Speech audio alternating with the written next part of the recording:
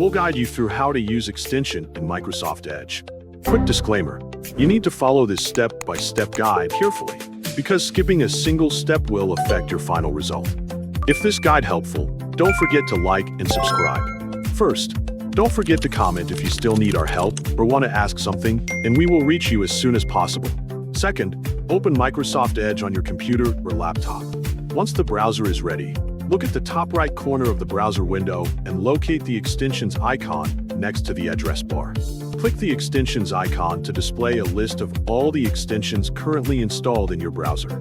Make sure you choose the correct extension before proceeding to the next step. After locating the extension you want to use, click it to open its pop-up window or control panel. Depending on the extension, a small menu, settings panel, or pop-up interface may appear. Some extensions perform their tasks automatically, while others require you to interact with buttons or settings before they begin working. If prompted, grant the required permissions that allow the extension to access the current website. Carefully review any permission requests before approving them. Once the required permissions have been granted, configure the extension settings if necessary. Some extensions allow you to customize features such as filters, display options, notifications, or website permissions. Adjust these settings according to your preferences if needed. If the extension requires manual activation, click the extension icon again after returning to the web page.